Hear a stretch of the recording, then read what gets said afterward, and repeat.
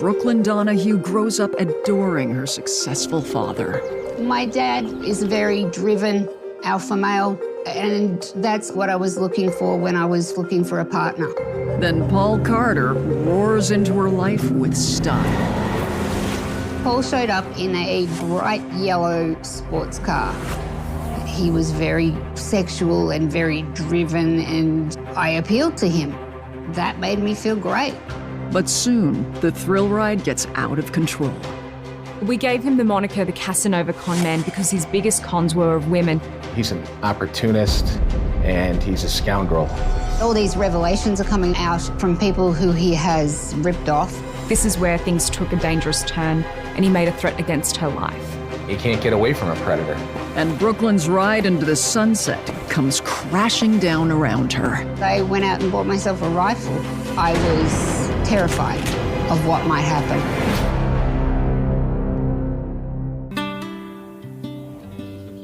I grew up in Australia, in a fairly rural area, on a cow farm. My favourite memories of being on the farm was spending time with my father on Saturday mornings.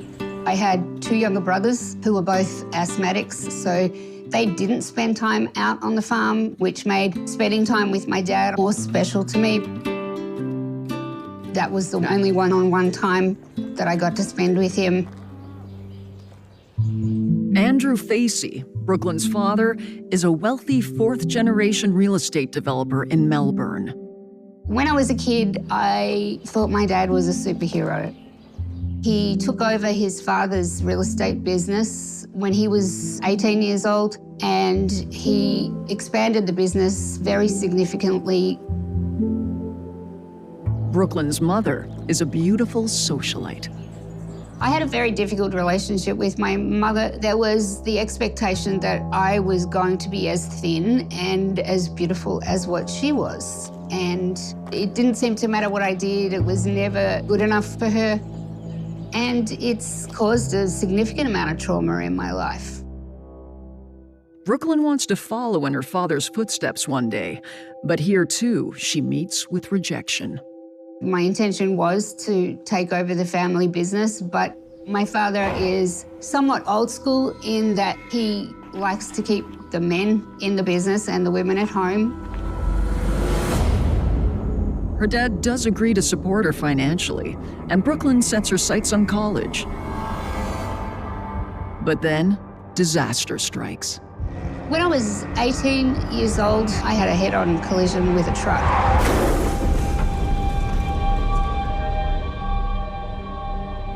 I had a closed head injury, my face and jaw was smashed, and I have since had 54 orthopedic surgeries to rebuild my body.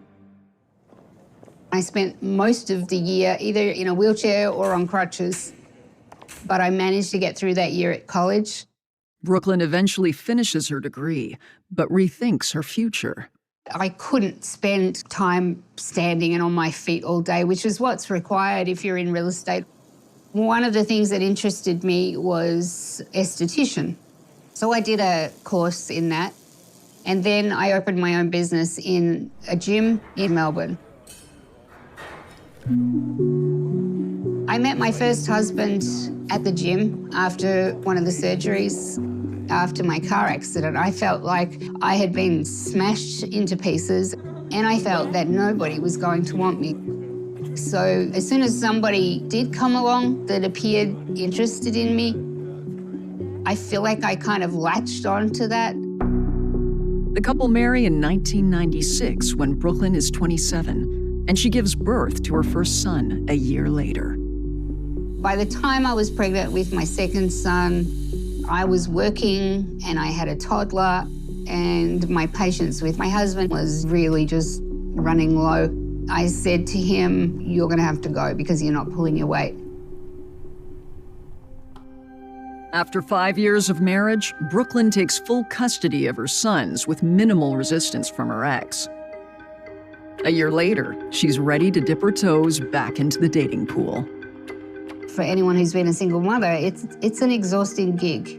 And I hoped that I would find someone who would come in and be a part of the family and contribute to that. So I signed up for an Australian dating online service.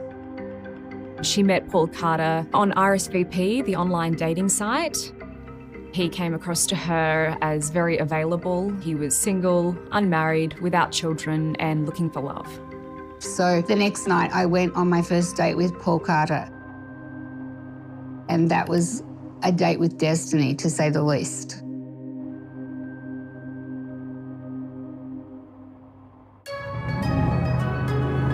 Paul showed up in a bright yellow sports car, and that epitomised Paul's personality.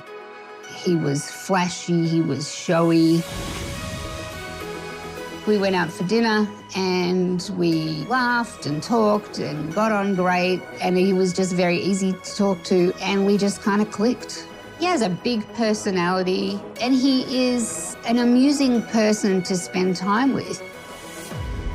Paul is ambitious and has his sights set on a bright financial future as a real estate developer and independent business owner. I needed a man that was going to step up, somebody that had the sort of alpha male qualities that my dad had. That's how Paul came across initially. We got romantically involved pretty quickly from that point. I had come from being married to somebody who was really not physically interested in me at all. And here was this guy, he was very sexual and a great lover. And I appealed to him. That made me feel great. Eventually, Brooklyn introduces her sons to Paul. My middle son was about 18 months old and my eldest son was about 4. And he got along great with them and he was happy to play with them and spend time with them, and so they thought he was great. For 6 months, the four are spending all of their weekend time together. Eventually, work intervenes and Paul says he has to focus on some business matters. He says that he can't see me this weekend. Okay, that's fine, no problem. I thought it was because he was trying to get stuff done. I ended up going to the South Melbourne market, and I'm wandering around the market and I look up and here's Paul walking towards me hand in hand with a girl that I had no idea who she was. And he couldn't get her to let go of his hand fast enough. And I said to him, "What are you doing here?" And he said, "Oh, I'm just showing so-and-so around Melbourne. She's here visiting from Canada." And I couldn't even think at that point. Like, I couldn't think of anything to say. I was left standing there like an idiot, in shock. And when I finally got to ask him about it, his explanation was, "Oh, I was holding her hand because she was scared." She was scared. He claims that she just showed up unannounced. Nobody flies from Canada to Australia on a whim. I'm not somebody that strings people out or plays games, so I wasn't at that time familiar with being played the way that he was playing me. I started to get suspicious. I couldn't understand why I was never invited to his place. So one day when he was in the shower, I pulled his driver's license from his wallet and got his address. His name on his driver's license was Paul Carter, but the address didn't really fit with the narrative that he was putting up about being this super successful guy and having all these designer brands and this flashy car. And I thought, okay, well, I'll go pay a visit and see what's going on at this house. I pull up to the house and I knocked on the door, and this older man, Paul's dad, answered the door. And I said, "Is Paul Carter here?" And he said, "Do you mean Paul Cristallo?" And I said, "No, Paul Carter. This is his address." He said, "Well, Paul Cristallo lives here with his wife, Sonia, and he has 3 kids from his previous marriage. I couldn't believe what I was hearing. It was surreal. I have 2 little boys who are becoming quite attached to him. And there was a sideboard just inside the door and it had all these photos from their wedding, the pictures of the kids, pictures of his wife. And I felt like the ground was going to open up and swallow me. Brooklyn Facey is reeling from the news that her new boyfriend, Paul Carter, is not the successful single man he claims to be. In fact, he's married with kids. This was his second marriage that he was in. At that point, the first marriage, he had 3 kids. And he has a different last name. At this point, I'm starting to wonder if anything about him is real. Brooklyn decides to confront Paul, who simply shrugs it off. He says, yes, I'm married, but we're separated and we're just living in the house together. It didn't sound unrealistic. I thought, this guy's got a lot of potential. He was an exciting person. He's not boring like my last husband was. In hindsight, I should have just stuck with boring. After the painful confrontation, Paul divorces his second wife and moves into an apartment. And soon, the deception is in the rear view as he plays dad to a blended family with Brooklyn. He had 3 young children. I had 2 young children. Their ages sort of meshed together. Every other weekend, we had all 5 of them. I loved having the kids there. It was a lot of work for sure, but my boys were happy to have playmates. Thought Paul was pretty good with helping with things around the house, and he was involved in everything that they were doing. So we had a pretty good team situation going on. It meant a great deal to me because I was looking for a partner. In March 2003, 8 months after first meeting Paul, he surprises Brooklyn with a grand gesture. Paul proposed to me at the beach. He got down on one knee and asked me to marry him. I was thrilled. I was so excited. He convinced me that the life that we were going to have together was going to be wonderful. I didn't really get a sense that my parents didn't like him until I said to them that we were getting married, and they were not in favor of the idea. Right from the get-go, my father thought Paul was sketchy and he couldn't put his finger on it. But, you know, I was an adult. I was in my 30s by that stage, and I was going to do what I was going to do.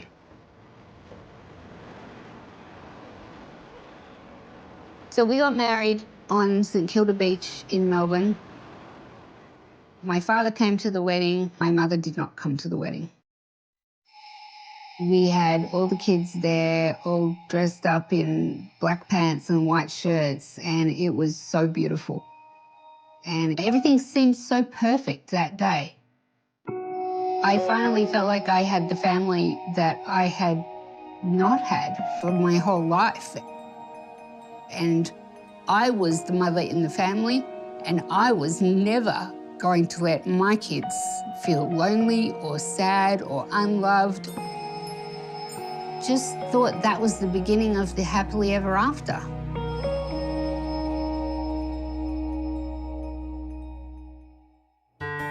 So after we got married, the first couple of years were kind of rough. I was dealing with chronic pain from my car accident, but I felt like Paul had my back. I felt like he was there for me. For the most part, he seemed to be on my team. The couple doesn't have to worry about money.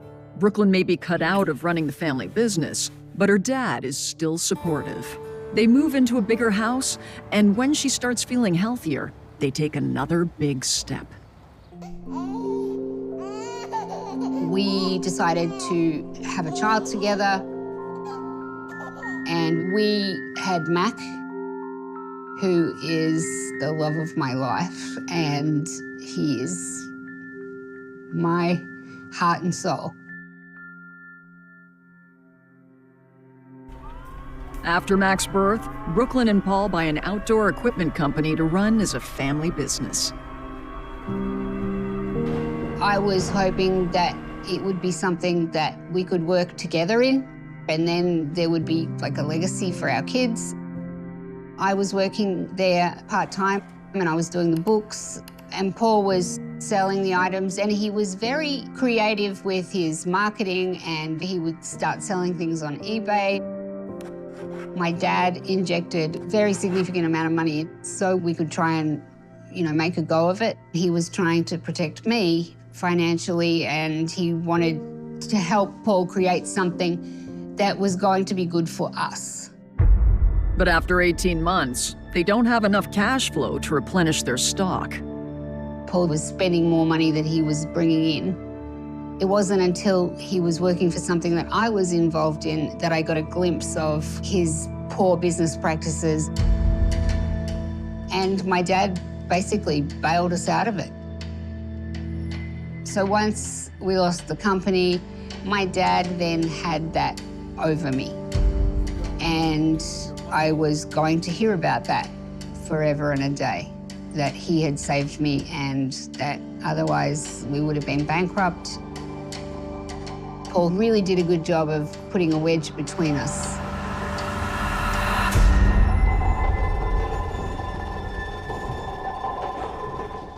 In 2010, Paul was appointed the CEO of United Housing Victoria, which is a publicly funded community housing company, and there he ran big sort of multi-million-dollar construction jobs. The organization provides housing for low-income families. He manages to pull this great job with United Housing, a very secure job, paying very well, and I'm thinking, great, everything's back on track now. I had no idea that he was doing anything wrong at the time. He was let go after 2 years because they saw they were just hemorrhaging money. The suspicion was that Paul was blowing out the contracts of these construction jobs and pocketing that money. Brooklyn and Paul have huge mortgage payments for the house they own together, and their debts are mounting because of Paul's excessive spending. I was panic-stricken, and Paul's way of placating me was to say, I'll just pick up extra jobs on the side. We were in a bad place in our marriage. We ended up having to sell the house. My dad was furious. He was telling me that Paul doesn't know what he's doing. I was humiliated, totally humiliated. The fact that Paul was so irresponsible with money was another reason that my dad felt that he was not a good influence on the boys and that they would be better off with their biological father. He was putting pressure on my ex-husband. My father said to him, I will pay for your lawyers and I will put the kids through school. They took me to court and they filed for custody of my sons. The custody battle continues for 3 years. I had run out of money for lawyers. I had no chance of winning. No chance. Finally, in 2013, Brooklyn loses custody of her 2 oldest sons, who are now 12 and 15. Perhaps influenced by their grandfather, they choose to side with their father. So my ex-husband, he allowed my father to do this, and he really hasn't worked a day since then. There's only one thing that I really take pride in, and that is that I think I'm a good mum. And for me to lose my kids like that was just so devastating. If it wasn't for Mac, it would have been the end of me. But for Brooklyn, these losses are just the beginning.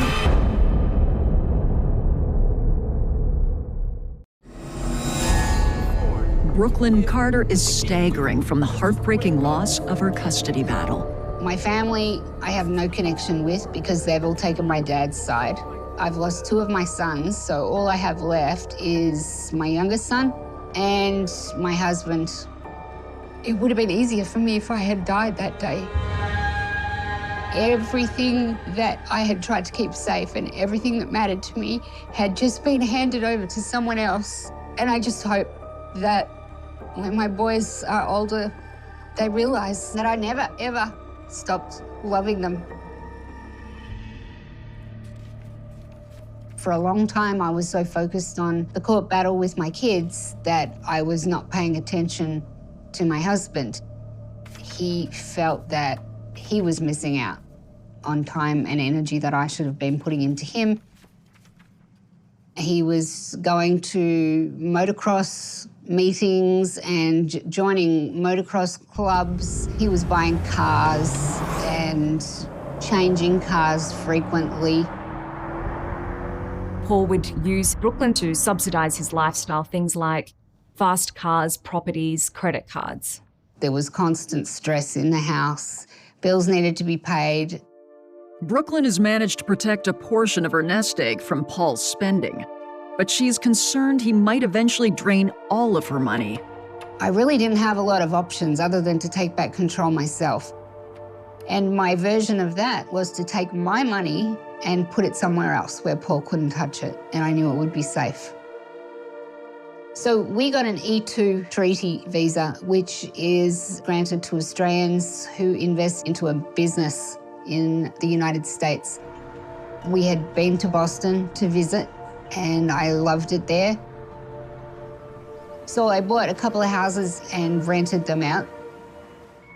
Coincidentally, just as Brooklyn ties up her finances with offshore real estate and her money is out of his reach, Paul comes into a windfall. On my son Mac's 5th birthday, we were having a party at our house for him, and Paul announced to me that he had inherited a large plot of land from his grandmother, and the government were trying to buy that land because they wanted to put a highway through. Paul explains that this land is in Italy, and the sale is slightly delayed by red tape.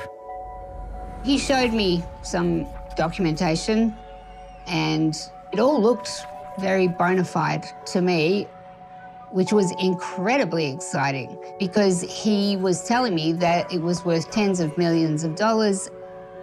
And that's one of the things about Paul. He always bounces back, often bigger and better than he was before.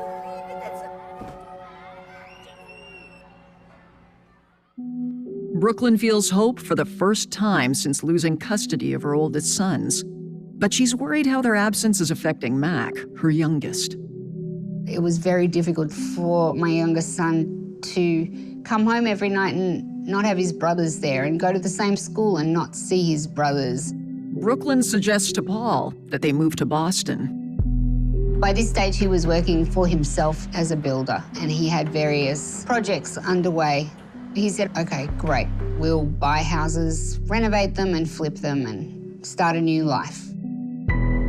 Brooklyn and Mac head to Boston in April of 2014. I was still devastated about my sons, but it was easier to try and move forward when I wasn't faced with the same things every day that reminded me of them.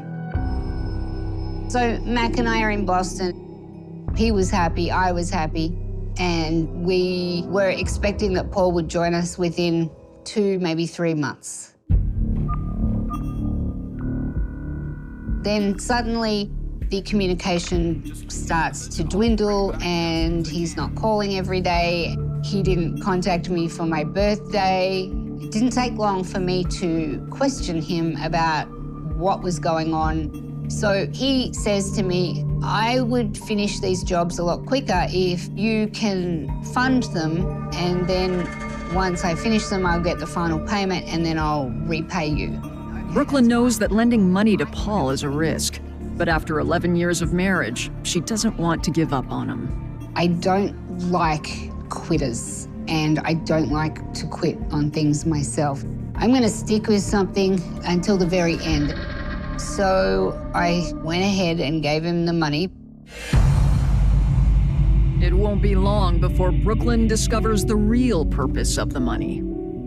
It was the middle of the night, and I was woken up by Mac, who was then 8 years old, who had his iPad in his hand. So he hands me his iPad and says, "Who is this lady in the picture with Dad?" Somebody had sent him a Facebook notification. Hang on, is this an old picture of Paul? This is my husband, but I've got no idea who this woman is. Paul's wearing a black tie suit, and this blonde woman is wearing what looks like a ball gown. I had no idea when the photo was taken, who this woman was, what Paul was doing there, or what the event was. I felt sick. I felt like my whole life was spinning out of control.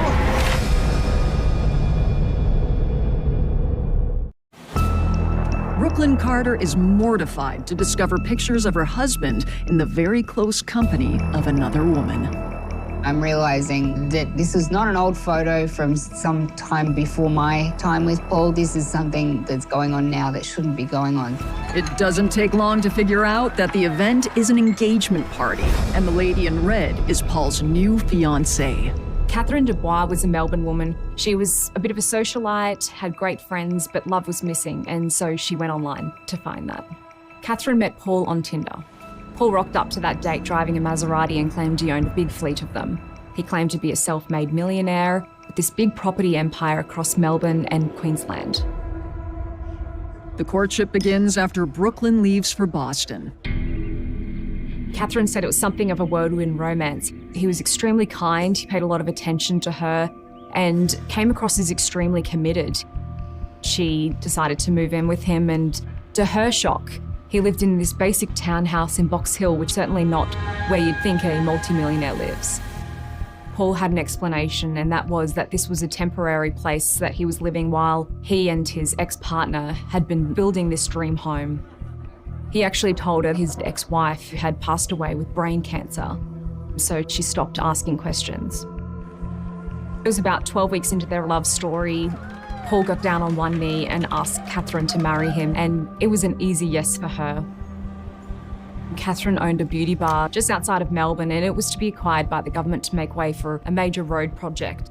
Catherine said that Paul really convinced her that he was something of an acquisitions expert, so she was quick to transfer him power of attorney.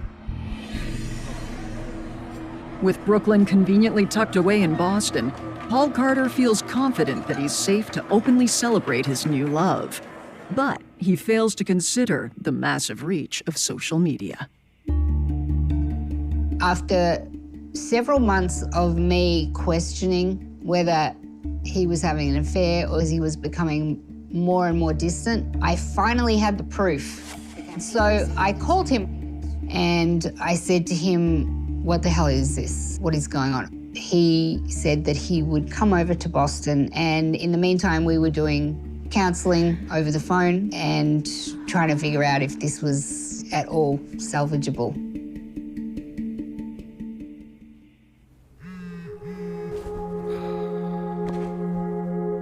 In Australia, Catherine Dubois receives a very similar shock. After Catherine and Paul's engagement party, she receives a call from somebody who knows Paul. And they tell her, he has a wife and child in the US. You need to end this. Catherine now believes that he was trying to take over the beauty salon that she'd transferred into his name. Paul and Catherine break off their relationship, and in November 2014, Paul heads off to Boston and attempts to patch up his relationship with Brooklyn. He was able to convince me that he was remorseful for what he had done. I'd already been through a divorce and lost my kids. I wasn't going to risk doing that again and losing my youngest son. So I was going to do whatever I had to do to make it work. I still felt like I could pull out the defibrillator once again and restart the heart and try and get things back on track.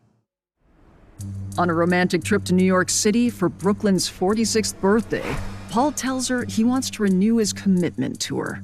We had a lovely weekend in New York City, and he had organised with a jeweller to look at some diamonds because he was going to get a ring made for me. But within weeks, it becomes clear she'll never get that diamond ring. The money hasn't been transferred to the jeweller. No money has come into our accounts. I had faced about as much humiliation as I could take at this point. I was really losing faith in Paul. But I want to be able to say to my kids that I gave it my best shot. I didn't just quit because it got too hard. I just wasn't prepared to lose all that money and then find out a couple of weeks later that he inherited tens of millions of dollars from his grandmother. Paul has one more gambit to keep Brooklyn happy. Early 2018, we took over a lease on a horse farm that we were to purchase. We had scheduled the closing to coincide with plenty of time for the money to come from overseas. Paul spent many years convincing Brooklyn that he was to inherit, and every time this deal was due to close, there was always an excuse as to why it wasn't happening. He would go to extreme lengths to keep up the con. Fake contracts written in Italian would be delivered to her door, and another time that she'd receive calls from a fake number explaining to her why this was being delayed. With the final payment on the farm looming, Brooklyn puts pressure on Paul for some financial relief. And this turns into his breaking point. Paul came home and said, there's no inheritance. There isn't any money coming, there's no money. I slid down the fridge and onto the floor like a cartoon character. The whole game was up. Furious and deeply betrayed, Brooklyn kicks Paul out. I was now left with this farm that I had to pay for. I enlisted the support of my dad to help figure out the financial part of it until I was able to sell my house and repay him. Fortunately for me, my father made me sign a prenup with Paul, so I didn't end up having to split our assets. Finally, I had control of my life back again from Paul Carter. Or so I thought. Paul, cut off from his slush fund, is angry and desperate. Paul shows up to the farm. He was really angry. And he says to me, I'm going to kill myself, but I'm going to make sure I take you down with me. And I just felt chills go down my spine.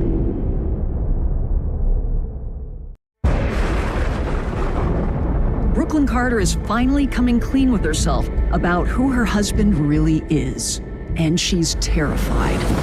He was not in control of money, property, our child, nothing.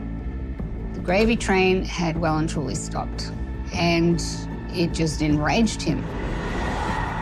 I went out and bought myself a rifle. My son was sleeping with a baseball bat next to his bed.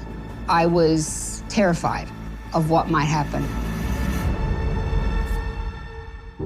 Brooklyn gets a restraining order, and then finally, after 16 years of marriage, she files for divorce. I couldn't lose any more money, I couldn't lose any more sleep, I couldn't be any more miserable. I thought, if I don't do something now, I'm not even going to have the energy to get out of this marriage. In August 2019, the divorce becomes final, and Brooklyn gets full custody of Mac. I couldn't hold back my emotion, and I burst into tears, and my head fell onto the desk in the courtroom. But there is just one problem. I became increasingly concerned about being on the same visa as Paul Carter. I decided I needed to get Mac and I a new visa. My very close friend suggested that we get married because we both had no intentions of ever remarrying in our lives. Brooklyn and her female friend hold a garden wedding in Albany in September 2019. She was going to come and live at the house that I had built at my farm, and we were just going to grow old together and help each other out and be companions for each other. Before the couple can even move in together, Brooklyn's life takes an unforeseen turn. I get a call from 60 Minutes Australia. He may look like an ordinary bloke, but this is one of Australia's most cunning con men, a ruthless operator who's fleeced millions from family, friends, the rich and the poor. 60 Minutes seemed to have even more information about things that he had done that I had no clue about. We gave him the moniker the Casanova con man because his biggest cons were of women he made believe that he loved them. Paul Carter. They tracked him down at a job site, which was a very rewarding moment to see because they made him come down off the roof and it was just perfect. Why would you tell Catherine that your partner had died of bone Yeah, that was cancer? a mistake. I was going through a bad time with my then wife and it was just a mistake. They knew about the Uniting Church fiasco and they just had facts and figures and numbers on different projects that he was doing. He hadn't had time to prepare any answers, but he still denied everything. So I keep hearing this, but I don't know who you're talking about. He's just deny. What about the Italian inheritance that didn't exist? There isn't one. Was that another mistake? Yeah, it was, yeah. After the expose, Paul Carter becomes the subject of a Homeland Security investigation. He had engaged in these fraud schemes for many years with almost no law enforcement intervention. We were able to determine that he had used multiple identities. At that time, his most recent name is Paul Hamilton. We execute a search warrant at his residence. We found a law diploma under the name of Paul Hamilton. We found a document that was fraudulent from the Department of Homeland Security indicating that he had been awarded United States citizenship. We found military uniforms in his closet.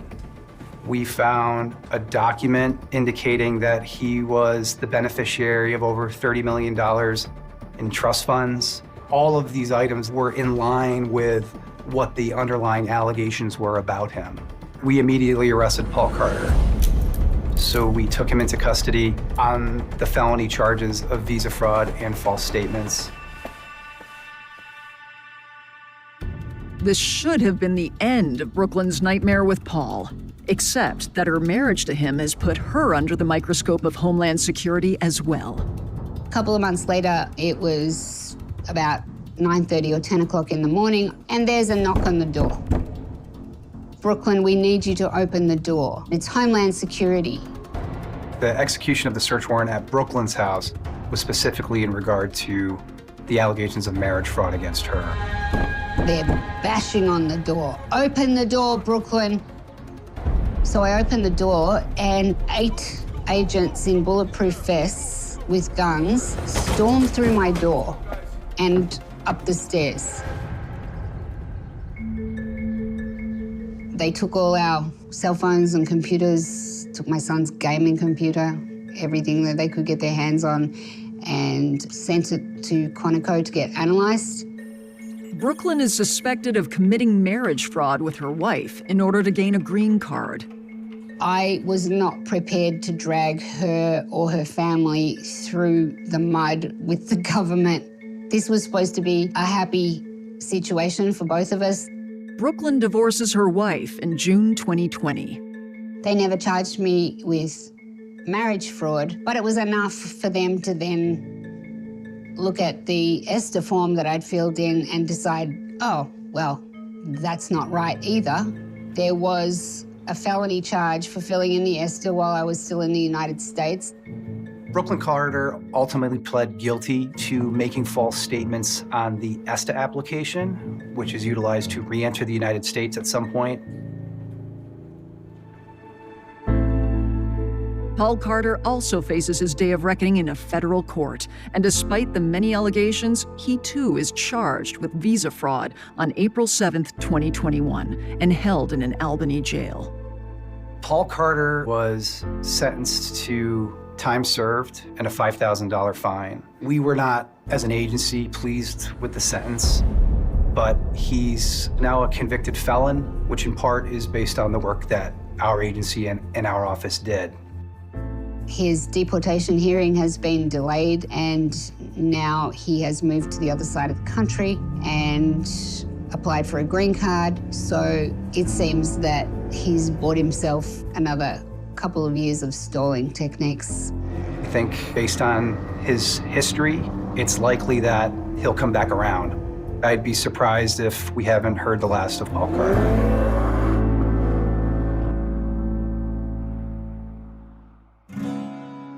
Meanwhile, because of Brooklyn's conviction, she must leave the United States. A huge disappointment, but there is a silver lining. A man named Sean Donahue. I heard that she had to leave the country, and I said, I'm going to marry you, and I'm going to get your son away from Paul. And if he'll have me and you'll allow it, I'm going to adopt him and make him a Donahue. I can't overstate how wonderful he has been to Mac and I. He's the happy ending that we deserve. I've brought chaos. The night air in Sydney carried a strange stillness on February 2nd, 1986. It wasn't the kind of silence that felt peaceful. It was heavier than that. The kind that presses gently against your chest, unnoticed at first, until something shifts and you realize, too late, that the world has already tilted off its axis. Streetlights hummed softly above empty platforms. A distant train clattered somewhere far down the line, its echo swallowed by the dark. The city, so alive during the day, had retreated into itself. Windows were dim. Roads stretched quiet. And in one small corner of that quiet, a young woman stood waiting. Anita Cobby adjusted her bag on her shoulder, her posture tired but composed. The long hours of her nursing shift lingered in the way she held herself, in the slight stiffness of her movements. There was nothing unusual about her presence there. Nothing that would have caught the attention of a passerby, if there had been anyone to notice at all. She was simply another worker heading home, another life moving through the rhythm of a city winding down for the night. But there are moments, small, fragile moments, when everything balances on a single thread. And sometimes, that thread snaps without warning. A car moved slowly along the road nearby. Its engine idled low, almost hesitant, as though it was searching for something. Or someone. Inside, shadows shifted. Shapes leaned forward. I scanned the quiet street with an unsettling patience. Predators don't always look like monsters. Sometimes they look ordinary. The car passed once. Then circled back. There is a kind of awareness that flickers at the edge of human instinct. A subtle unease. A tightening in the gut. A whisper that something isn't right. Whether Anita felt it in that moment, no one can say. Whether she noticed the way the car slowed again, the way it lingered just a second too long, we'll never know.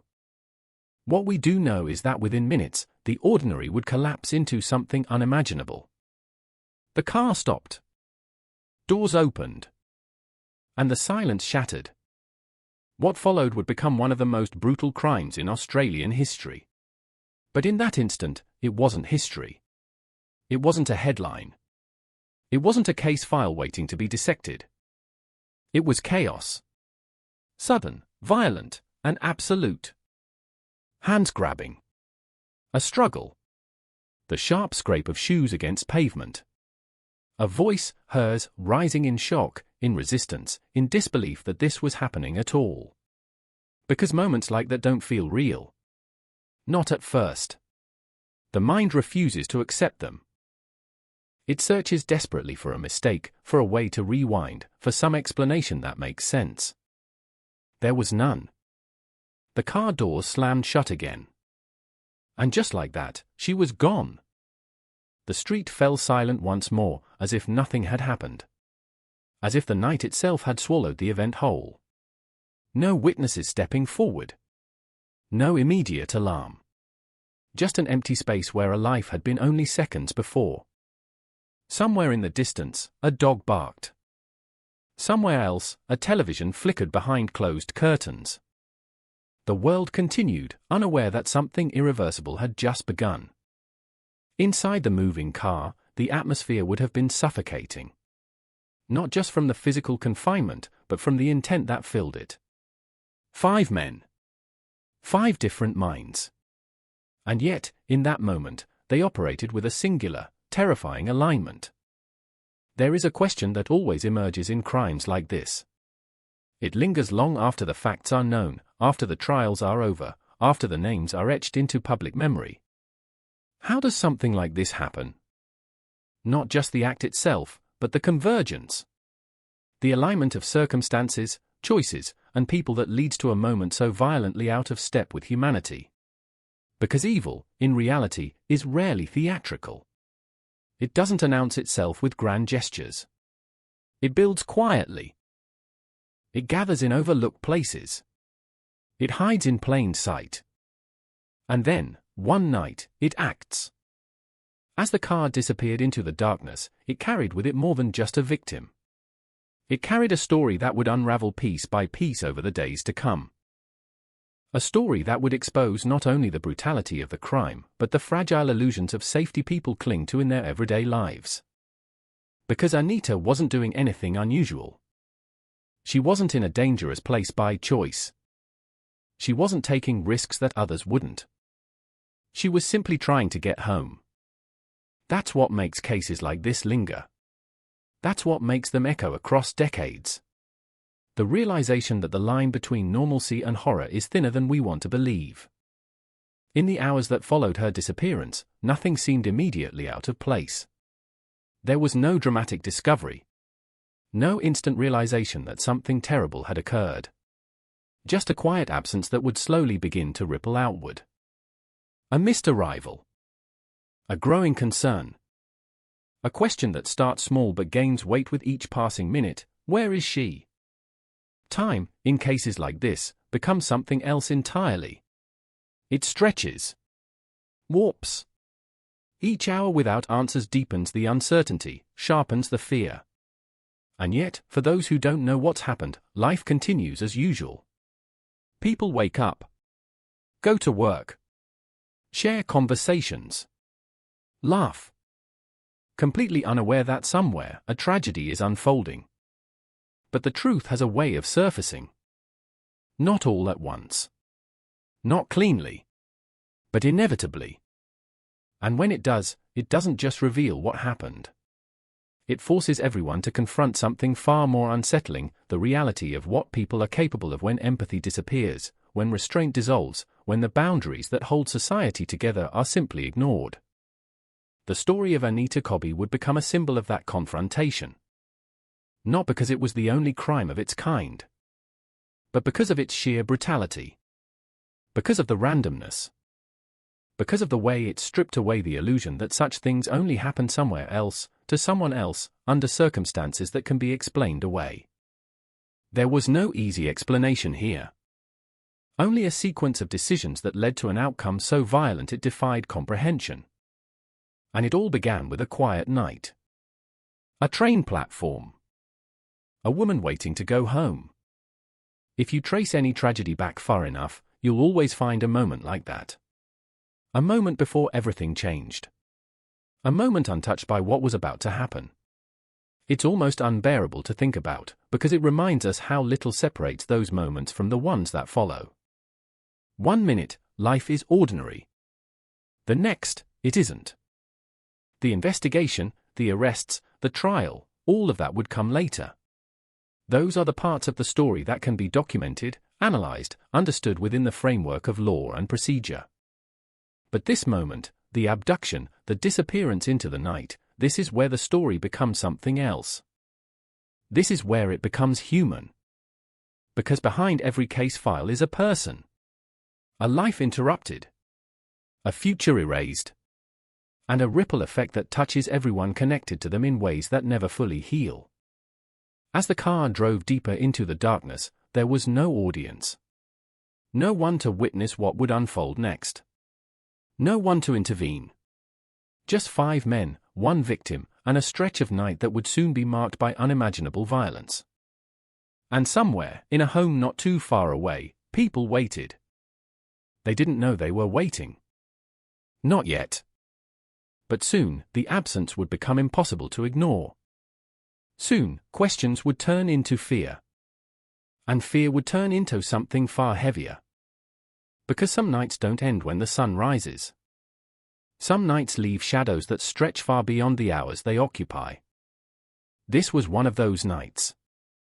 And once it began, there was no turning back. Sydney in the mid-1980s was a city learning how to hold two identities at once. By day, it gleamed with coastal brightness, a place where sunlight bounced off glass towers and the harbour seemed to promise an easy, open life. But by night, especially in the outer suburbs stretching beyond the polished edges, a different rhythm took over. Streets grew quieter, distances felt longer, and the illusion of safety depended heavily on routine. People trusted patterns. Trains ran on time. Workers finished shifts and returned home. The system, most nights, worked exactly as expected. But systems are fragile things. On the surface, Sydney in 1986 was not a city defined by fear. It wasn't a place where people hesitated before stepping out after dark, nor was it widely associated with the kind of violence that would soon shake it. There were crimes, of course, petty theft, occasional assaults, the undercurrents present in any growing urban environment, but nothing that prepared the public for what was about to unfold. The sense of normalcy was not naive, it was simply untested in a very specific way. Suburbs like Blacktown lay further out, where the city began to loosen its grip and give way to wider roads, industrial patches, and stretches of land that felt disconnected from the urban core. These areas were not inherently dangerous, but they carried a different kind of anonymity. Fewer people on the streets at night. Fewer witnesses. A sense that things could happen without immediate interruption. It was a geography that didn't demand attention, which made it easy to overlook. And in that gap between attention and neglect, something dangerous had room to exist. The train network that connected these areas to the city centre was a lifeline for thousands of workers. Nurses, factory employees, hospitality staff, people whose schedules didn't align with the typical 9-to-5 routine. Late-night commutes were common. Platforms weren't bustling at those hours, but they weren't empty either. There was a quiet understanding among those who used them. You kept to yourself, you stayed aware, and you trusted that the journey would end the way it always had. It's easy, in hindsight, to examine that trust and call it misplaced. But at the time, it was simply how life functioned. The hospital where Anita worked operated around the clock, as hospitals always do. Night shifts blurred into early mornings, and the people who filled those hours carried a particular kind of exhaustion. Not just physical, but emotional. Caring for others, making decisions under pressure, moving from one patient to the next, it leaves a mark. By the end of a shift, the world outside feels slightly distant, as though you're stepping out of one reality into another. For many nurses, that transition was brief. A train ride home. A familiar route. A door unlocked quietly so as not to wake anyone inside. Routine again. Reliable. Predictable. Safe. But safety, as it turns out, is often just a story we tell ourselves until something contradicts it. Beyond the structured world of hospitals and transport schedules, there existed another layer of society that didn't follow those same patterns. A layer where time was less defined, where movement wasn't tied to responsibility, and where consequences didn't always register in the same way. It's in these spaces, socially and psychologically, that certain types of individuals begin to align. The men who would later be known as the Blacktown Gang didn't emerge from nowhere. They were products of their environment, yes, but also of their own choices. Their lives intersected through familiarity, proximity, and a shared detachment from the norms that governed most people's behavior. What bound them together wasn't just circumstance, it was a mutual reinforcement of disregard. A willingness to push boundaries, first in small ways, then in larger ones. Violence doesn't usually begin at its most extreme point. It escalates. It tests limits. It feeds on itself. And when there are multiple individuals involved, that escalation can accelerate in ways that are difficult to predict and even harder to stop. Group dynamics play a crucial role in cases like this. Alone, a person might hesitate. Might reconsider. Might feel the weight of consequence more clearly. But in a group, responsibility diffuses. Actions that would feel unthinkable in isolation become easier to justify, easier to carry out. There's a shift that occurs, a dangerous one, where the presence of others doesn't restrain behavior, but amplifies it. Each person becomes both participant and audience. Each action feeds the next. And somewhere along that progression, the line between right and wrong doesn't just blur, it disappears. In early 1986, these dynamics were already in motion, though invisible to those outside that circle. There were no headlines yet. No warnings issued to the public. No indication that 5 individuals were moving toward a moment that would define their lives and end someone else's. The city continued as it always had. People woke up, went to work, returned home. The trains ran. The lights flickered on at dusk and off again at dawn. Nothing, on the surface, had changed. But beneath that surface, conditions were aligning. It's important to understand that tragedies like this are rarely the result of a single factor. They are the culmination of many. Environment, opportunity, mindset, timing, all converging in a way that allows something horrific to take place. Remove one element, and the outcome might be different. But when all of them are present, the path becomes dangerously clear. On that February night, the conditions were nearly perfect in the worst possible sense. A late hour. A quiet platform. Limited visibility. A group already predisposed to violence. And a victim who had no reason to expect any of it. There is a tendency, when looking back at such events, to search for warning signs. To ask what could have been done differently. Could someone have noticed something? Could the outcome have been prevented?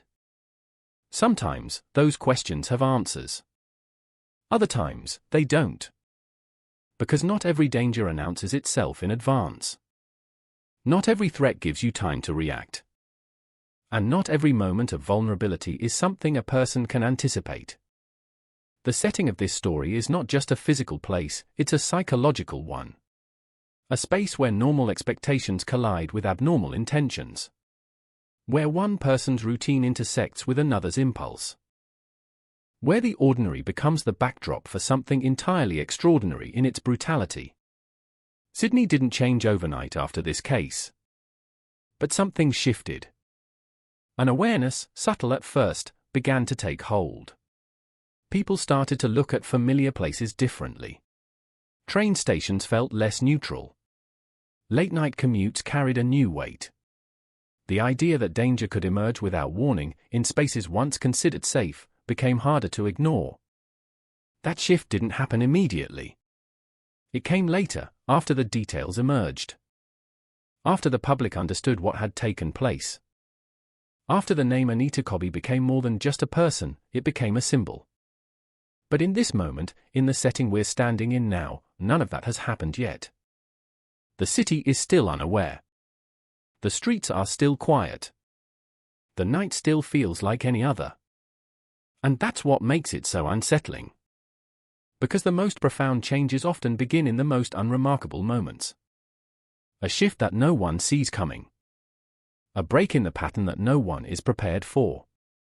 The setting, in many ways, is the final piece of the puzzle before everything moves forward. It frames the story. It holds the tension. It allows us to understand not just what happened, but how it was able to happen at all. And here, in this version of Sydney, this quiet, unsuspecting version, the stage is set. The routines are in place.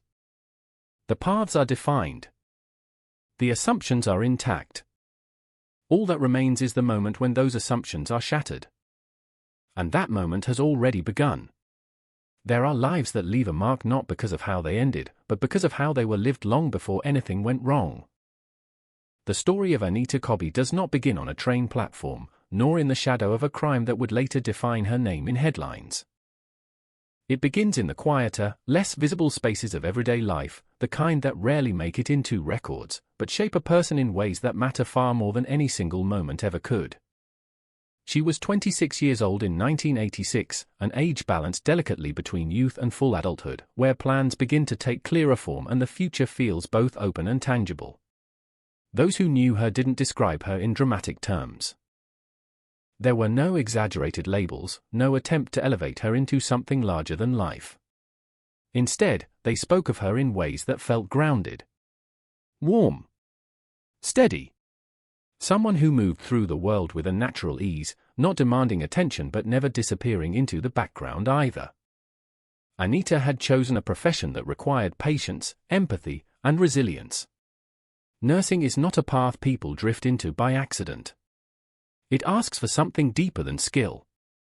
It demands presence, especially in moments when others are at their most vulnerable. Long shifts, unpredictable hours, emotional strain, these were not obstacles to her, but part of the commitment she had made. And by all accounts, she carried that responsibility with quiet dedication.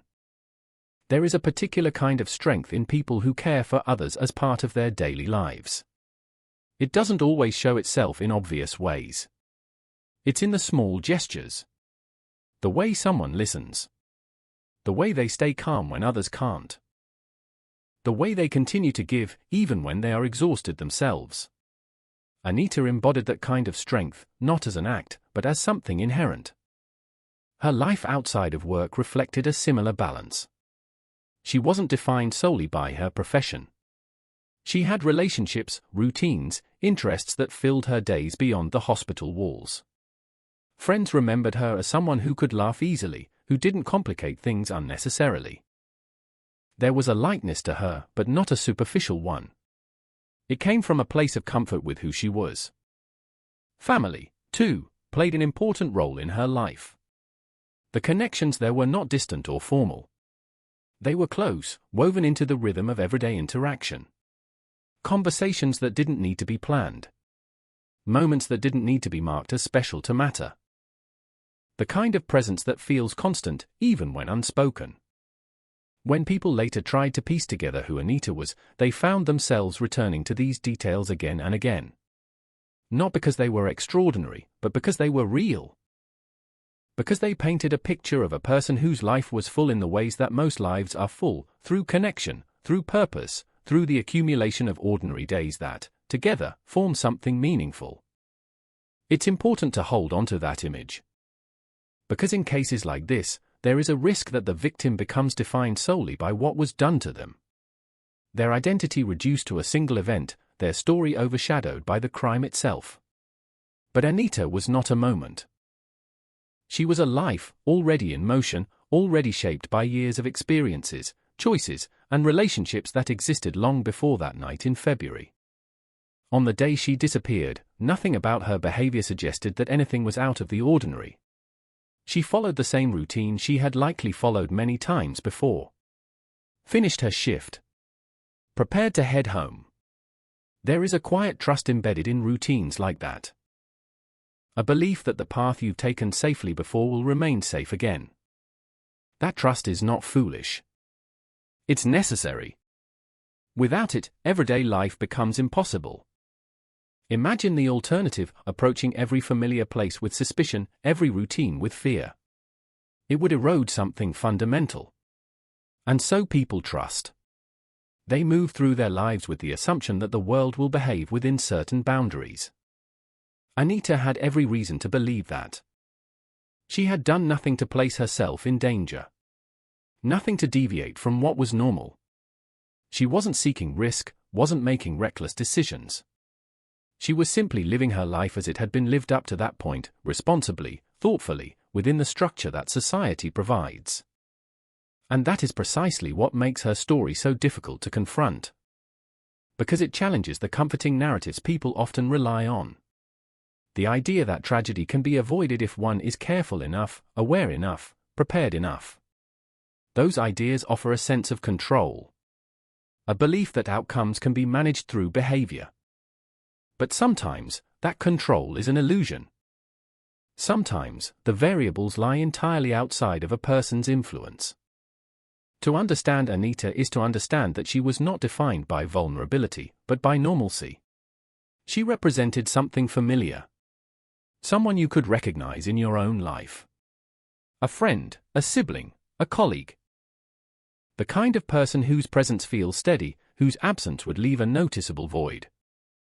And that absence is what would soon begin to ripple outward. At first, it would be subtle. A missed arrival. A delay that didn't quite make sense. Perhaps a moment of hesitation before concern fully formed. Because delays happen. Plans shift. Life is not always perfectly synchronized. But as time passed, that subtle unease would deepen. Calls unanswered. Expectations unmet. The quiet realization that something wasn't just delayed, it was wrong. For those closest to her, the transition from normal concern to genuine fear would not have been immediate, but once it began, it would have been impossible to reverse. The mind searches for explanations, for possibilities that keep things within the realm of the ordinary. But as those possibilities narrow, the space left behind fills with something heavier. Uncertainty. And then, dread. It's in that space that the full weight of absence is felt. Not just the physical absence of a person, but the disruption of everything connected to them. The routines they were part of. The conversations they would have had. The plans that now hang unresolved. Anita's life, up until that point, had been built on those connections. On being present. On showing up, both literally and emotionally, in the spaces that mattered to her. And now, suddenly, she wasn't there. The contrast is stark. One moment, a life moving forward as expected. The next, a void that cannot be easily explained. That contrast is what gives the story its emotional core. It's not just about what happened, but about what was interrupted. A future that will not unfold. Moments that will not occur. A life that, in every meaningful sense, was still in progress. When we look at cases like this, it's easy to become focused on the mechanics of the crime. The details of what occurred, how it was carried out, who was responsible. Those elements are important, but they are only part of the story. The other part, the part that often carries the greatest weight, is who the victim was before any of it happened. Because that is what was truly lost. Anita Cobby was not a symbol when she stepped onto that train platform. She was not a case. She was a person with a life that extended far beyond that moment. And to understand the impact of what happened, you have to see her that way first. Not as a name tied to a tragedy, but as someone who existed fully, meaningfully, and independently of it. Only then does the magnitude of the loss become clear. Only then does the story move beyond the surface. And only then can we begin to grasp not just what happened, but why it matters in a way that endures long after the details have been documented and the headlines have faded. Because some stories are not remembered for the crime alone. They are remembered for the life that was taken. And Anita's life, in all its ordinary, human complexity, is what makes this story impossible to forget. The moment the car doors shut, the world outside ceased to matter. Inside that confined space, everything narrowed into something suffocating, something immediate and inescapable. The ordinary rules that governed human interaction, distance, consent, restraint, collapsed almost instantly, replaced by something raw and unfiltered. For Anita Cobby, there was no gradual understanding of danger, no slow realization that she was no longer safe. It came all at once, overwhelming in its speed and intensity. The car surged forward, pulling away from the platform, from the last place where things had still made sense. Streetlights slipped past in blurred intervals, casting brief flashes of illumination through the windows before plunging everything back into shadow. Outside, the city continued its quiet rhythm. Inside, a completely different reality had taken hold. There is a particular kind of fear that emerges in situations like this. Not the distant, abstract fear people imagine when they think about danger, but something far more immediate. It lives in the body. In the racing pulse, the tightening chest, the instinctive urge to fight, to escape, to reclaim control. It is chaotic and urgent, driven by survival rather than thought. Anita resisted. That much is certain. Because resistance is instinct. It is the body's refusal to accept what is happening, even when the odds are impossibly stacked. In the cramped interior of the car, every movement would have mattered. Every second carried weight. The struggle was not just physical, but psychological, a refusal to surrender to the situation, to the intentions that surrounded her. But 5 against 1 is not a balance that allows for escape. The men in that car were not acting independently. Their actions fed into each other, reinforced by the presence of the group. There is a momentum that builds in such dynamics, a dangerous acceleration where hesitation is replaced by escalation. Each act pushes the next further, eroding whatever boundaries might have existed before. What happened inside that vehicle cannot be reduced to a single moment. It unfolded over time, each second stretching, each action compounding the last. The air would have grown thick, heavy with movement, with voices, with the sheer intensity of the situation. There is no way to fully reconstruct those moments, no way to capture every detail. But the trajectory is clear. Violence, once initiated, did not stop. As the car moved away from the more populated areas of Sydney, the surroundings began to change. The density of buildings thinned. The lights became fewer, more scattered.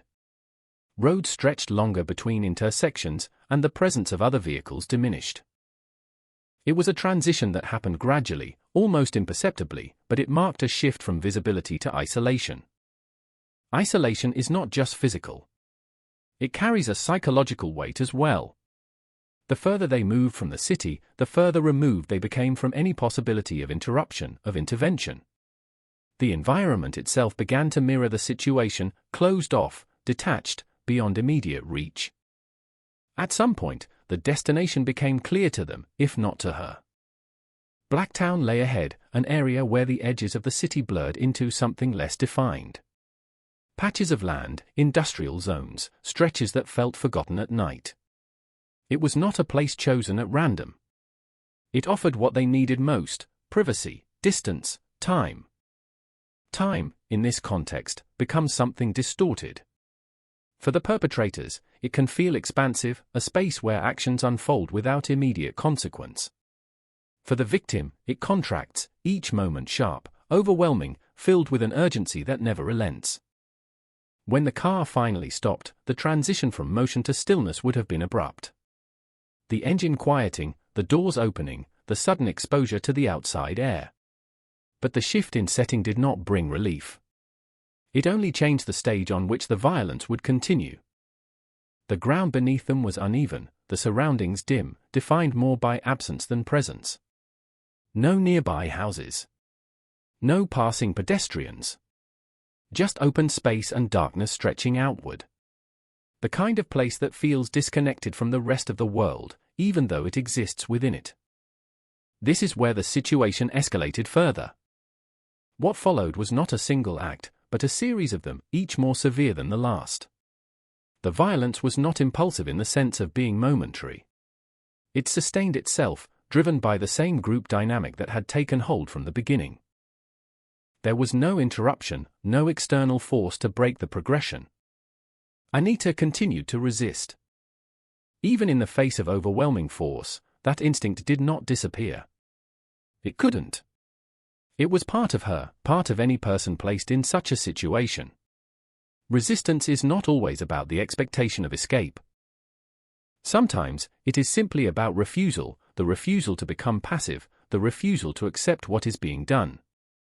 But resistance comes at a cost when faced with unrestrained brutality. The injuries inflicted were not incidental. They were deliberate, repeated, escalating. Each action stripping away another layer of control, another possibility of survival. The physical violence was accompanied by a level of disregard that went beyond impulse. It reflected a complete absence of empathy, a detachment that allowed the perpetrators to continue without hesitation. In moments like this, time loses its usual meaning. There are no clear markers, no structured sequence that can be easily followed. Only a progression that moves in one direction, deeper into harm, further away from any possibility of reversal. And then, eventually, it reaches a point from which there is no return. The final act was not sudden in the context of everything that had already occurred, but it was definitive. It marked the end of the struggle, the end of the resistance, the end of a life that, only hours earlier, had been moving forward in entirely ordinary ways. The silence that followed would have been different from the silence before. Heavier. Not empty, but filled with the aftermath of what had taken place. The group, having carried out actions that cannot be undone, now faced a different reality. One where the immediate intensity had passed, replaced by the consequences of what they had done. But even in that shift, there was no indication of remorse that would alter the outcome. The decisions had been made. The line had been crossed completely. What remained was the act of leaving. The body was abandoned in that isolated area, left in a place where discovery would not be immediate. It was a final act of separation, disconnecting the victim from the world she had been part of, placing her in a space defined by distance and obscurity. And then, just as suddenly as it had begun, the group left. The car doors closed once more. The engine started. And they drove away. Returning, in a sense, to the same world they had come from. A world that, at that moment, remained unaware of what had just occurred. The contrast is difficult to comprehend. The idea that such an extreme act of violence could exist alongside the normal continuation of life, separated only by distance and knowledge. But that is often how it happens. The night continued. The city remained quiet. Nothing, on the surface, indicated that anything had changed. But everything had. Because in that isolated stretch of Black Town, a life had ended in a way that would soon reverberate far beyond that location. The events that took place there would not remain hidden indefinitely. They would surface, piece by piece, through discovery, investigation, and ultimately, public awareness. And when they did, the understanding of that night would shift entirely. It would no longer be just another quiet evening in Sydney. It would become something else. A marker. A point in time that divided before and after. But in this moment, immediately following the incident, that transformation had not yet occurred. There was only the aftermath. The stillness of the location. The absence of movement. The weight of what had been done, settling into the space left behind. And beyond that space, a world that had not yet realized it was about to change. Morning arrives differently in places where something terrible has happened. The light does not change, the air does not carry any visible trace of what the night concealed, and yet there is a quiet dissonance that settles into the landscape. It is subtle at first, almost imperceptible, but it exists. A sense that the ground itself holds something it was never meant to hold. In the outskirts of Black Town, the early hours unfolded as they always did. The sky shifted from deep blue to pale grey, then to the soft gold of sunrise. Birds moved through the open air, their patterns unchanged. The world, in every observable way, continued its routine. But beneath that routine, something waited to be found. The location itself was not remarkable. A stretch of land that most people would pass without a second glance. Sparse vegetation, uneven ground, the kind of terrain that exists on the edges of urban expansion, neither fully developed nor entirely wild. It was a place defined by absence. No houses close enough to overlook it. No regular foot traffic. Just space, quiet and undisturbed. That quiet would not last. Discovery, in cases like this, often begins with chance. A person passing through for reasons entirely unrelated. A glance in the wrong, or right, direction. A moment where something feels out of place, not immediately understood but impossible to ignore. It is rarely dramatic at first. More often, it is confusion. A pause. A second look. And then, slowly, realization. When the body of Anita Cobby was found, it did not announce itself as part of a larger story. It was simply there, in a place where it should not have been. The initial reaction would have been disbelief, the mind resisting what the eyes were trying to process. Because scenes like that do not fit easily into the framework of everyday experience. But reality does not adjust itself to comfort. Once the recognition set in, everything shifted. The stillness of the area was replaced by urgency, by the immediate understanding that this was not an isolated or explainable situation. This was something else entirely. Something that required attention, investigation, explanation. Authorities were notified, and with that call, the quiet isolation of the location began to dissolve. What had been a forgotten stretch of land became the center of focus. Vehicles arrived. People moved through the space with purpose. The ordinary rhythm of the morning gave way to something more structured, more deliberate. The transformation of a location into a crime scene is both physical and psychological. Boundaries are established, not just to contain evidence, but to define the space as something separate from the world around it. It is no longer just land. It becomes a point of inquiry, a place where every detail matters. Investigators approached the scene with a practiced awareness. This was not their first encounter with violence, but there are degrees to everything, and this case would quickly reveal itself to be at the far end of that spectrum. The condition of the body, the positioning, the surrounding environment, each element carried information, though not all of it was immediately clear. What they saw confirmed one thing without question. This was not an accident. It was not a situation that could be explained by misadventure or natural causes. The evidence pointed unmistakably toward deliberate, sustained violence. The kind that leaves behind more questions than answers in its initial stages. The process of documenting the scene began almost immediately. Photographs, measurements, observations recorded with precision. Every mark, every disturbance in the ground, every detail that might later contribute to understanding what had occurred. It is meticulous work, often slow, because accuracy is everything. Once a scene is altered, even unintentionally, information can be lost. And in a case like this, there was already too much that had been taken. The surrounding area was examined carefully.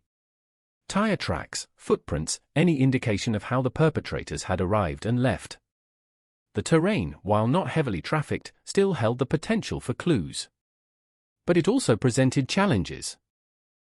Open spaces do not preserve evidence in the same way enclosed environments do. Wind, weather, time, all of these factors begin to degrade traces almost immediately.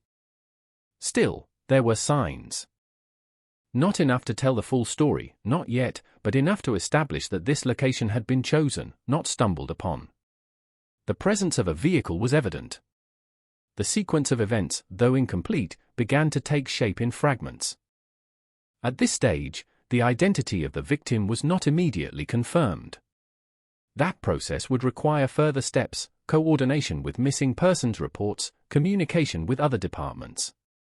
But even without a name, the significance of the case was already apparent. This was not a crime that would remain localized. It carried a weight that extended beyond the immediate scene, beyond the boundaries of Blacktown. The nature of the violence indicated something more severe, more deliberate than what investigators typically encountered. And with that recognition came an understanding that the case would demand significant resources, attention, and time. Meanwhile, elsewhere in Sydney, a different kind of realization was beginning to form. Anita had not returned home. At first, it may have been interpreted as a delay. A missed train. An unexpected stop. These are the kinds of explanations people reach for instinctively because they fit within the boundaries of normal life. But as hours passed, those explanations became harder to sustain. Concern grows gradually, then all at once. Phone calls that go unanswered. Expected routines that remain incomplete. A sense that something is not just unusual, but wrong. When the connection was eventually made between the missing person and the body discovered in Blacktown, the case shifted from uncertainty to confirmation. The unknown became known, and with that knowledge came a new layer of gravity. This was no longer just a crime scene. It was the site where the life of Anita Cobby had ended. The impact of that realization extended outward, touching not only those directly involved in the investigation, but also her family, her friends, her colleagues. The abstract idea of violence became personal, immediate, impossible to distance from. For investigators, the focus sharpened. The question was no longer what had happened in general terms, but how, and by whom. Each piece of evidence collected at the scene would need to be analyzed, cross-referenced, placed within a larger framework that could lead to answers.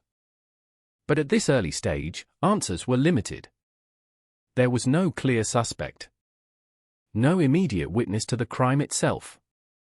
Only the aftermath, preserved as carefully as possible, waiting to be interpreted. The challenge in cases like this lies in moving from the known to the unknown. From the physical evidence to the actions that produced it. It requires not just observation, but inference. The ability to reconstruct events based on fragments, to see patterns where none are immediately obvious. And all of that takes time. Time that feels slow and heavy, especially when weighed against the urgency of the situation. Because somewhere, the individuals responsible were still out there. Unidentified. Unaccounted for. Moving through the same world as everyone else. The discovery of the body marked the beginning of a different phase in the story. The transition from hidden violence to visible investigation. From an event that occurred in isolation to one that would soon be examined under scrutiny, both official and public. But in this moment, the focus remained on the scene itself. On the details that could be gathered before they were lost. On the careful, methodical work of turning a place of tragedy into a source of information. The land in Blacktown, silent just hours before, had become something else entirely. A starting point. A place where the truth had left its first traces. And from those traces, a much larger story would begin to emerge. In the days that followed the discovery in Blacktown, the investigation began to take shape, not as a clear path forward, but as a web of possibilities, each thread fragile, each lead uncertain. Cases like this rarely unfold in a straight line. Instead, they expand outward, gathering information from every direction, testing each detail against the others, searching for something solid enough to hold. At the center of it all was a question that felt both urgent and elusive. Who did this? The brutality of the crime suggested more than a single individual. That much was clear early on. The nature of the injuries, the logistics of the abduction, the movement from the train station to the isolated location, these were not easily accomplished by one person alone. There was coordination involved, whether planned or spontaneous. And that realization immediately broadened the scope of the investigation. Investigators began by retracing the last known movements of Anita Cobby. The train station where she had been waiting became a focal point. It was one of the last places she had been seen, one of the few environments where there was even a possibility of witnesses. Officers canvassed the area, speaking with anyone who might have been there that night, anyone who might have noticed something unusual. But memory is unreliable, especially when nothing seems out of the ordinary at the time. People pass through spaces without truly observing them. A car parked on the side of the road. A group of men standing together. None of it registers as significant until later, when context transforms the mundane into something suspicious. Even then, recollections vary. Some witnesses recalled seeing a vehicle lingering near the station. Others mentioned unfamiliar faces, though descriptions were vague, inconsistent. A color here, a shape there. Fragments that didn't yet form a complete picture. But fragments are where investigations begin. Each one, no matter how small, has the potential to connect with another. The challenge is knowing which ones matter. Meanwhile, forensic analysis of the crime scene continued. The evidence collected in Blacktown was processed carefully, each item examined for traces that could link it to a person, a vehicle, a sequence of events. Tire marks suggested the presence of a car, but without a clear pattern or unique identifier, they could only narrow possibilities, not define them. The same was true for other physical evidence. It pointed toward a violent encounter involving multiple individuals, but it did not immediately reveal who those individuals were. And so the investigation expanded further. Police began looking into known offenders in the surrounding areas. Individuals with histories of violence, of sexual assault, of crimes that indicated a capacity for escalation. It was a logical step, but also one that cast a wide net. The number of potential suspects grew quickly, each requiring attention, each demanding resources. Interviews were conducted. Alibis checked. Backgrounds examined. Some leads appeared promising at first, only to dissolve under scrutiny. A man whose behavior raised suspicion but whose whereabouts were confirmed elsewhere. A vehicle that matched a partial description but belonged to someone with no connection to the case. Each dead end added weight to the process, slowing it, complicating it. But this is the nature of investigations. Progress is not measured only by what is found, but by what is ruled out. At the same time, the case began to draw public attention. News of the crime spread through Sydney, carried by media reports that struggled to balance information with restraint. The details, even when limited, were enough to generate a sense of unease. This was not a distant incident, not something that could be easily compartmentalized. It had happened within the fabric of the city itself. Public response can be both helpful and overwhelming. On one hand, it brings forward potential witnesses, individuals who might not have come forward otherwise. On the other, it generates noise, tips that lead nowhere, theories that complicate rather than clarify. Investigators had to navigate both, filtering through incoming information, separating what was useful from what was not. Calls came in from across the region. Some reported suspicious behavior. Others offered second-hand information, things they had heard but could not verify. Each one had to be considered, at least initially. Because in a case like this, the crucial detail could come from anywhere. There were moments during this phase when the investigation seemed to stall. Not completely, but enough to create a sense of pressure. Time matters in these situations. The longer perpetrators remain unidentified, the greater the risk, not only of lost evidence, but of further harm. The urgency is constant, even when progress is slow. Investigators revisited the crime scene, looking again at details that might have been overlooked. Sometimes, it is not new evidence that breaks a case, but a new perspective on existing evidence. A shift in interpretation. A connection that wasn't apparent before. They also expanded their geographic focus. While Blacktown was where the body had been found, it was unlikely to be the starting point of the crime. The abduction had occurred elsewhere, and the perpetrators had traveled between locations. That movement created a path, one that could potentially be traced through sightings, through patterns, through the intersection of different accounts. The train station, the roads leading out of the city, the routes toward Blacktown, each became part of a larger map. Investigators worked to overlay information onto that map, identifying points where something might have been seen, where a vehicle might have passed, where a detail might align with another. It was meticulous work, often repetitive, but necessary.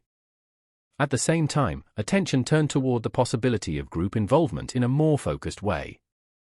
Crimes committed by multiple perpetrators often leave behind behavioral patterns, shared actions, repeated methods, a consistency in how events unfold. These patterns can sometimes be linked to known groups or individuals who have operated together before. But identifying such connections requires more than speculation. It requires evidence. And evidence, at this stage, remained incomplete. Still, there were signs. Subtle at first, but growing clearer as pieces began to align. A vehicle description that appeared in more than one account.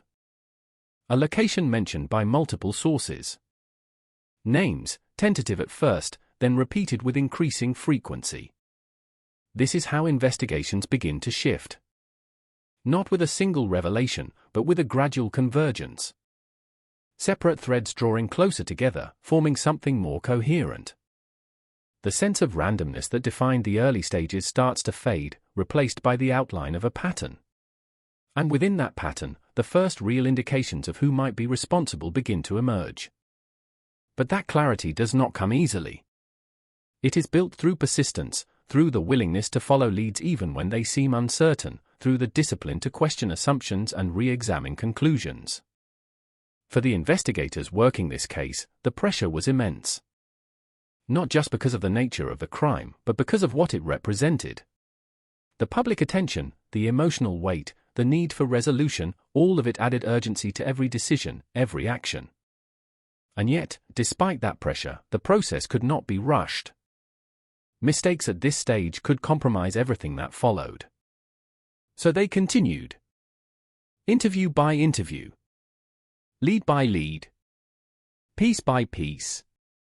And slowly, almost imperceptibly at first, the investigation began to move toward something more concrete. Not yet a solution. Not yet a conclusion. But a direction. A narrowing of possibilities. A sense that the answers, however difficult, were within reach. The unknown was beginning to take shape. And with that shape came the first real indication that this case would not remain unsolved. That somewhere, within the growing web of information, the truth was waiting to be uncovered. There is a point in every investigation where uncertainty begins to give way to form, where scattered fragments stop drifting independently and start locking into place. It does not happen all at once. There is no single moment where everything becomes clear. Instead, it arrives gradually, almost quietly, until one day the pattern is undeniable. For the investigators working the case of Anita Cobby, that shift began not with a dramatic discovery, but with something far more subtle, a convergence of small, seemingly unrelated details that refused to stay separate. It started with the vehicle. Witness accounts from the train station had been inconsistent at first, shaped by memory and the passage of time. But when those accounts were revisited, compared more carefully, a pattern began to emerge. Multiple people, independently, had described a similar car lingering in the area that night. The details varied, color, exact model, but the core description aligned enough to suggest it was the same vehicle. A car that did not belong. A car that had no clear reason to be there. From that point, the investigation began to tighten. Police expanded their focus on vehicles matching that general description within the surrounding areas of Sydney. Registration records were examined, ownership traced, movements considered. It was a labor-intensive process, one that required sifting through a large number of possibilities. But this time, something was different. The leads were not dispersing outward. They were drawing inward. At the same time, information from the public continued to come in, but now it carried a different weight. Certain names began to surface more than once, mentioned in different contexts, by different people who had no connection to each other. At first, those names were treated cautiously. Repetition alone is not proof. It can be coincidence, rumor, or misinterpretation. But when repetition aligns with other evidence, it becomes something else. It becomes direction. One of the critical elements in this shift was the recognition of group behavior. Investigators had already suspected that more than one person was involved, but now they began to look more closely at individuals known to associate with each other. Not just as separate suspects, but as a collective. And within that collective, a cluster began to stand out. A group of men connected through proximity, through shared history, through patterns of behavior that suggested a willingness to cross boundaries others would not. They were not unknown to the area around Blacktown. They existed within it, moved through it, were part of its social fabric in ways that had not previously drawn significant attention. But now, under the lens of the investigation, those connections took on new meaning. The names became clearer. John Travers. Michael Murphy. Gary Murphy. Leslie Murphy. Michael Murphy Jr. At this stage, they were not yet formally charged. They were individuals of interest, their movements and associations now under closer scrutiny. Investigators began to build profiles, not just of each man individually, but of the group as a whole. How they interacted. Where they spent time. What patterns existed in their daily lives. And importantly, whether those patterns aligned with the events of February 2nd. Interviews became more focused. Instead of broad questioning, investigators began targeting specific inconsistencies. Where were you that night? Who were you with? What time did you leave? What time did you return? These are simple questions on the surface, but when asked repeatedly, in different ways, they begin to reveal cracks. Because maintaining a false narrative is difficult. Especially over time. Especially under pressure. Some of the men provided explanations that seemed plausible at first. Alibis that, on their own, might have held. But when compared against each other, against witness accounts, against emerging evidence, those explanations began to shift. Small discrepancies appeared. Times that did not quite match. Details that changed slightly with each retelling. Individually, these inconsistencies might not have meant much. Together, they formed something far more significant. At the same time, physical evidence began to align with these developing suspicions. The type of vehicle associated with the group matched the general description provided by witnesses. The geographic proximity between their known locations and both the abduction site and the crime scene added another layer of connection. Still, investigators needed more. Suspicion is not enough. Patterns are not enough. There must be a point where inference becomes evidence. That point came through a combination of persistence and pressure. As the investigation intensified, so did the scrutiny on the group.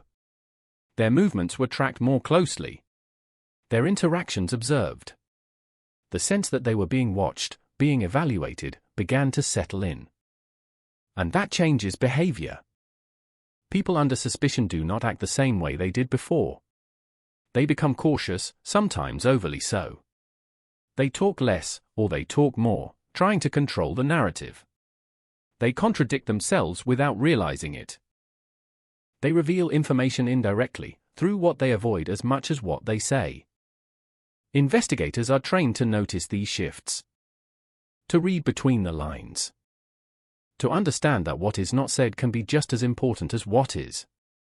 In this case, those observations began to confirm what the evidence was already suggesting. The group was not just connected to each other. They were connected to the crime. The breakthrough did not arrive as a single confession or a dramatic reveal. It came as a threshold, a point where the accumulation of evidence, testimony, and analysis reached a level that could no longer be dismissed or explained away. At that point, action became inevitable. Arrests were made. One by one, the men were taken into custody, removed from the environment in which they had operated. The shift was immediate and significant. What had been an open investigation now entered a more controlled phase. Interrogations could be conducted with greater focus. Evidence could be presented directly, without the uncertainty of whether a suspect would remain available. The dynamic changed. Inside interrogation rooms, the atmosphere is different from the outside world. It is contained, structured, designed to isolate and confront. There are no distractions, no easy escapes. Just questions, answers, and the growing weight of what is known. Not all of the men responded in the same way. Some attempted to maintain their initial stories, holding on to versions of events that had already begun to unravel. Others showed signs of strain, the pressure of the situation manifesting in subtle ways. A pause before answering. A shift in tone. A glance that lingers too long. These are not confessions. But they are indicators. And when combined with the evidence already gathered, they reinforce the direction the investigation has taken. What had once been a collection of possibilities was now a defined case. 5 suspects. A sequence of events. A body of evidence that linked them together. The narrative was no longer speculative. It was structured. And with that structure came a different kind of clarity. Not the clarity of understanding every detail, not yet, but the clarity of knowing who was responsible. Of being able to move forward with purpose, toward the next phase of the process. The breakthrough, in this sense, was not just about identifying the perpetrators. It was about transforming the case from a question into an answer. From uncertainty into direction. From a search into a pursuit of justice. For the investigators, it marked the end of one chapter and the beginning of another. The work was far from over. In many ways, it was just beginning. Building a case strong enough to stand in court requires a different level of precision, a different kind of discipline. But the foundation was now in place. The names were no longer just part of a list. They were central to the story. And the story, which had begun in silence and uncertainty, was now moving toward something more definitive. Something that would bring it into the public eye in a way that could not be ignored. Because once the truth begins to take shape, it does not remain hidden for long. It demands to be seen. It demands to be understood. And eventually, it demands to be judged. By the time the case reached the courtroom, it no longer belonged solely to investigators. It had moved beyond police files and interview rooms into a space where every detail would be examined under a different kind of scrutiny. The legal system does not deal in assumptions or emotional weight alone. It requires structure, proof, coherence. It demands that a story, no matter how horrific, be translated into evidence that can withstand challenge. And in this case, the weight of that story was immense. The courtroom in Sydney became the stage where everything that had been uncovered would be laid out piece by piece. Not for speculation, not for interpretation, but for judgment. The shift in environment was stark. Where the crime scene had been chaotic and uncontrolled, the courtroom was defined by order. Every movement, every word, governed by procedure. Yet beneath that order, tension ran deep. At the center of it all were the 5 men now formally accused of the murder of Anita Cobby. John Travers sat among them, his presence marked not by outward display, but by a stillness that felt deliberate.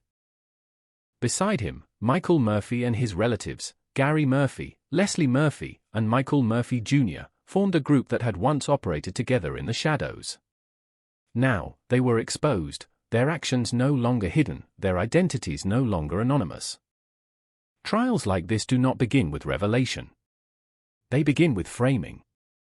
The prosecution and defense each construct their version of events, shaping the narrative that will guide everything that follows. For the prosecution, the task was to present a case that was not only compelling, but unambiguous. A sequence of events supported by evidence, witness testimony, and forensic analysis that left no reasonable doubt as to what had occurred and who was responsible. They began with the timeline. The final known movements of Anita. The abduction from the train station. The transport to Blacktown. The evidence recovered from the scene. Each element introduced carefully, building a progression that the jury could follow. It was not rushed. It could not be. Every detail had to be placed with precision, each connection made clear. Witnesses took the stand. Some spoke of what they had seen that night, fragments of memory that, when combined, formed a more complete picture. A car lingering where it should not have been. A group of men whose presence, at the time, seemed insignificant but now carried weight. Their testimonies were not perfect.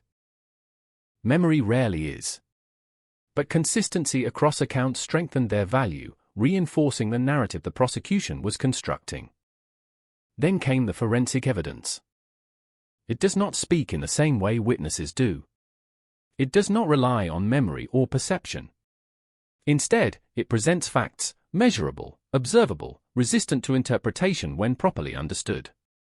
The condition of the body, the nature of the injuries, the indications of multiple perpetrators.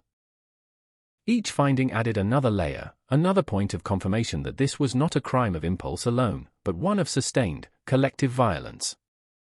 The defense, as expected, challenged these elements. They questioned the reliability of witness accounts, highlighting inconsistencies, suggesting the possibility of misidentification. They scrutinized the handling of evidence, probing for gaps, for anything that might introduce doubt. This is not an act of defiance, but a function of the system. The burden of proof lies with the prosecution, and it must be tested from every angle. But in this case, the accumulation of evidence was difficult to dismantle.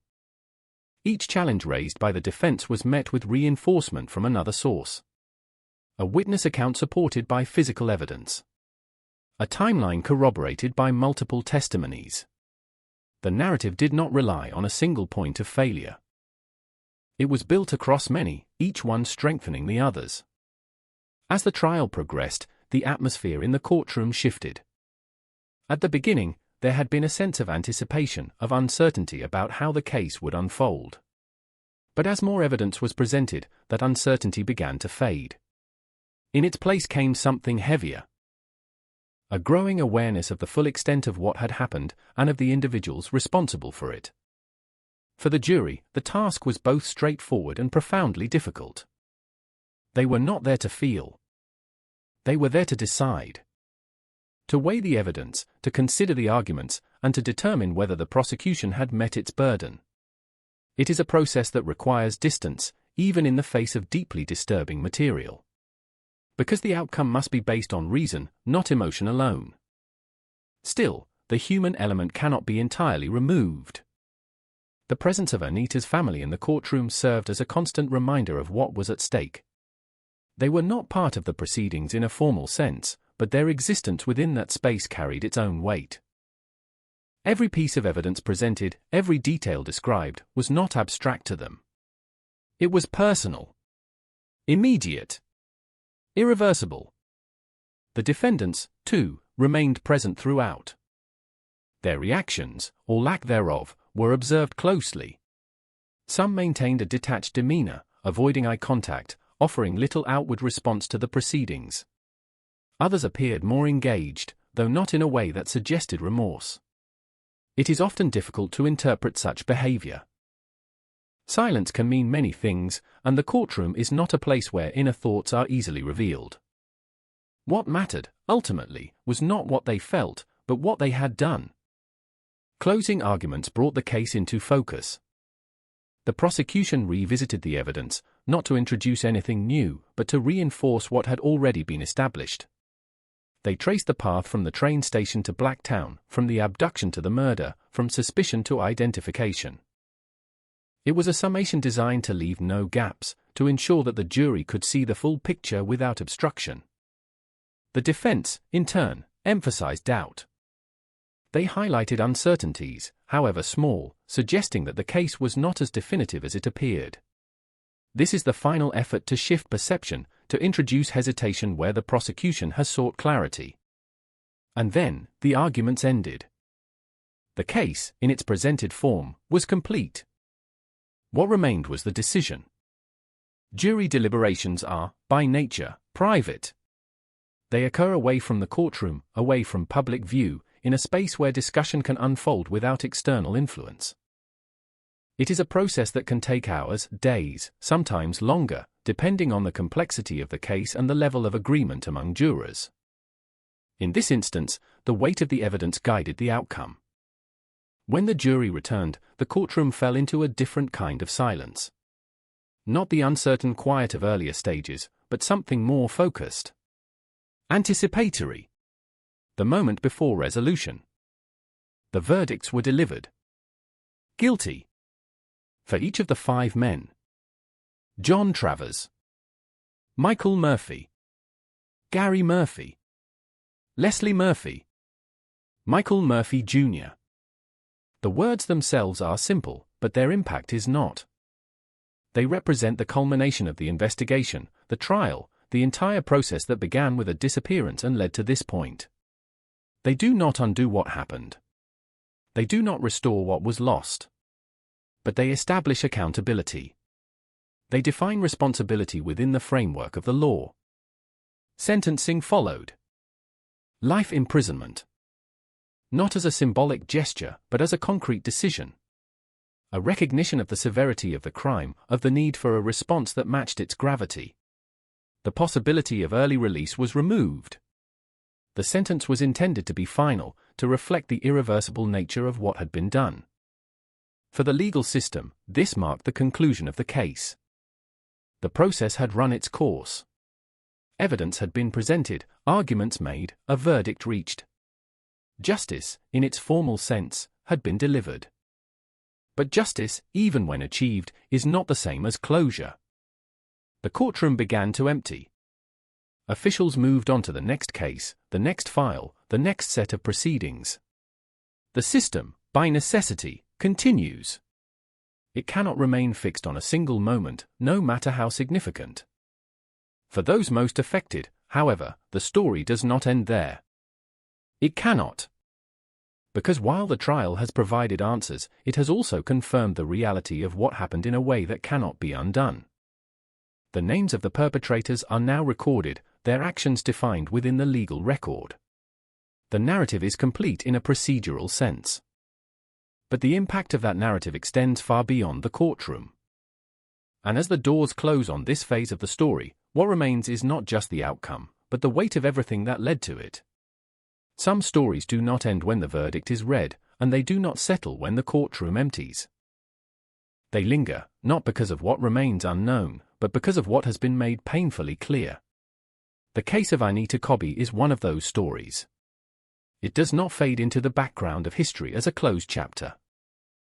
Instead, it continues to exist in the spaces between memory and meaning, in the quiet moments where people reflect not just on what happened, but on what it revealed.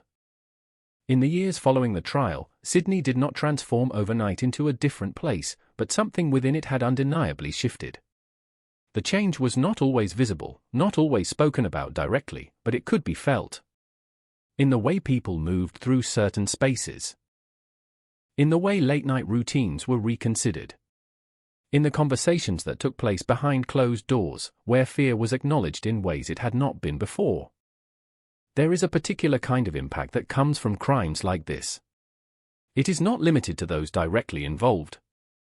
It extends outward, touching individuals who have no personal connection to the victim, yet feel the weight of the event all the same. Because it challenges something fundamental, the belief that the world operates within predictable boundaries. Before this case, many people moved through their lives with a quiet confidence in those boundaries.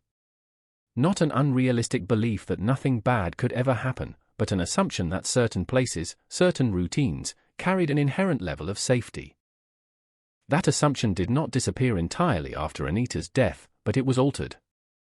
It became more fragile, more conditional. Public discourse began to reflect that shift. Questions were raised about safety, particularly for women navigating public spaces alone.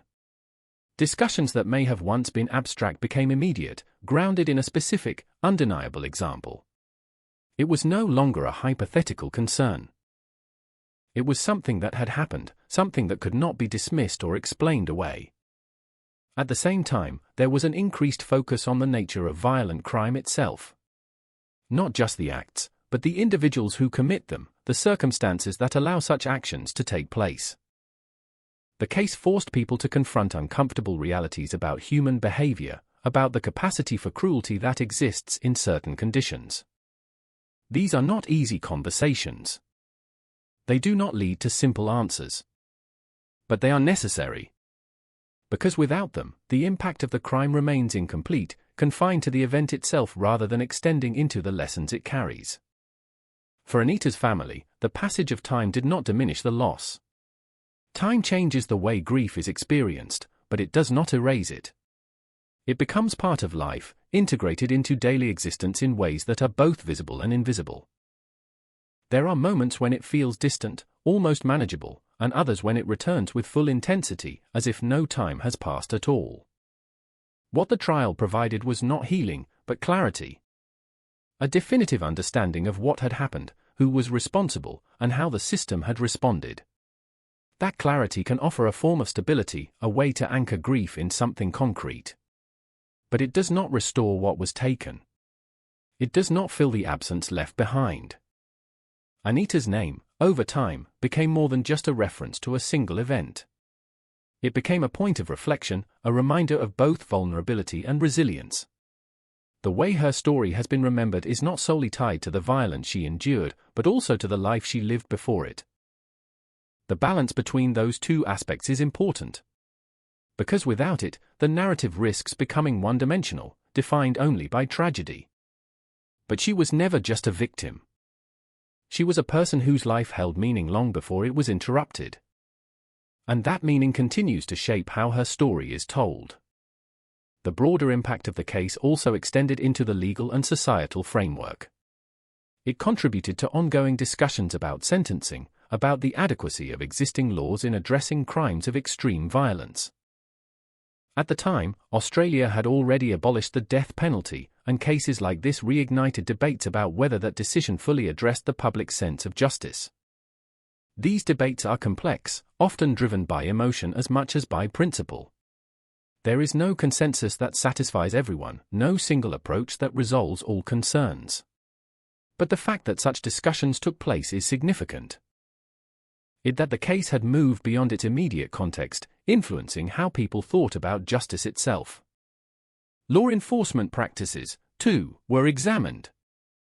Not necessarily because of failures in this case, but because high-profile investigations often prompt reflection on procedures, on preparedness, on how similar situations might be handled in the future. Each case becomes, in a sense, a learning opportunity, a chance to refine approaches, to identify areas for improvement. But perhaps the most lasting impact is less tangible. It exists in awareness. In the subtle changes in behavior that occur when people internalize the lessons of a tragedy. In the increased attention to surroundings, the reconsideration of routines, the conversations that continue long after the headlines have faded. These changes are not always visible from the outside, but they shape the way individuals interact with the world. And in that sense, the story continues. Not as an active investigation, not as an ongoing trial, but as a presence within collective memory. There is a risk, over time, that stories like this become distant. That they are remembered only in fragments, reduced to key details without the context that gives them meaning. Names, dates, locations, stripped of the human elements that made them significant in the first place. Resisting that reduction is important. Because the value of remembering is not in preserving facts alone, but in preserving understanding. Understanding what was lost. Understanding how it happened. Understanding why it matters. The case of Anita Cobby is not unique in the sense that it is the only one of its kind. There have been other crimes, other victims, other moments where violence has disrupted lives in similar ways. But each case carries its own weight, its own context, its own lessons. And this one, in particular, has remained part of the conversation for a reason. It forces reflection. Not just on the individuals involved, but on the systems, the assumptions, the social structures that frame everyday life. It asks questions that do not have easy answers, and in doing so, it challenges people to think more deeply about the world they inhabit. As time moves forward, new stories will emerge.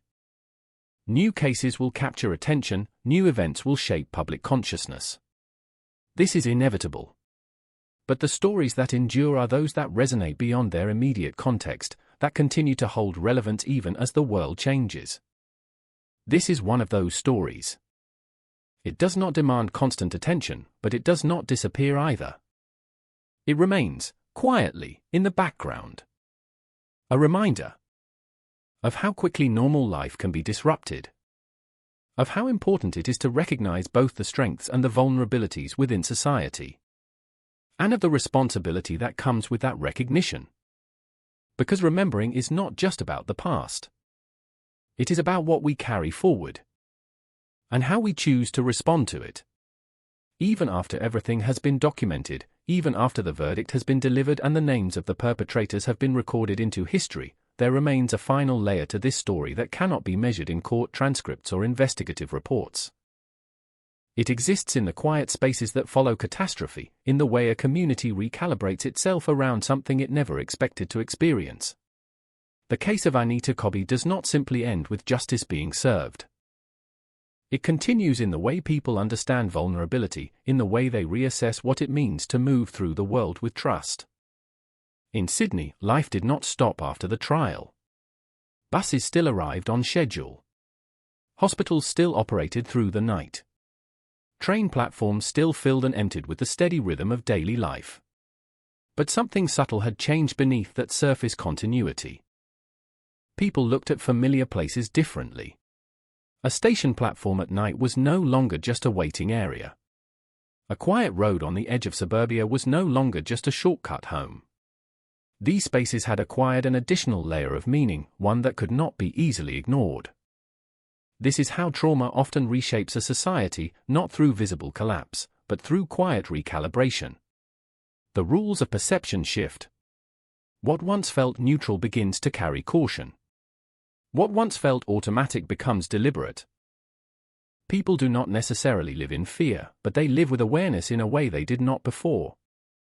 For those closest to Anita, that shift was more profound and permanent. The absence she left behind did not diminish with time. It transformed. It became part of daily existence, woven into memory rather than separate from it.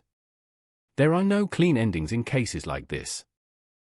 No moment where grief resolves into something finished. Instead, it evolves. It becomes something carried, something integrated, something that changes shape but does not disappear. Her name, over time, came to represent more than the crime itself. It became part of a larger conversation about safety, about violence, about the unpredictable intersections between ordinary life and extraordinary harm. People did not speak of her only in terms of what happened to her, but also in terms of what her life represented before that moment was taken away. A working woman. A daughter. A friend. Someone who moved through the world with purpose and routine, never anticipating that her story would become a national reference point. That distinction matters. Because when stories of violence are remembered only for their brutality, something essential is lost. The person at the center becomes overshadowed by the act committed against them. But when their life is also remembered, the narrative becomes fuller, more honest. It resists reduction. It preserves humanity where it might otherwise be erased. The individuals responsible for her death were sentenced and removed from society, their names now permanently associated with one of the most violent crimes in Australia's history. That fact provides legal closure, but it does not answer every question that arises in the aftermath of such events. It does not fully explain how multiple people converged on a single moment of irreversible harm. It does not fully reconcile the gap between ordinary existence and extreme violence. Those questions linger, not because they are unanswered in court, but because they are unanswerable in any simple sense. They belong to a different kind of understanding, one that sits outside legal systems and investigative frameworks.